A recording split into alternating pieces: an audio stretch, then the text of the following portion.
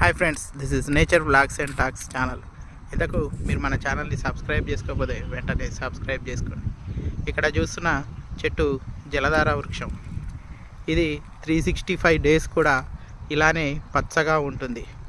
ఎండాకాలం, వానాకాలం, శీతాకాలం ఏ కాలంలోనైనా కూడా ఇలానే నిండుగా పచ్చగా ఉంటుంది.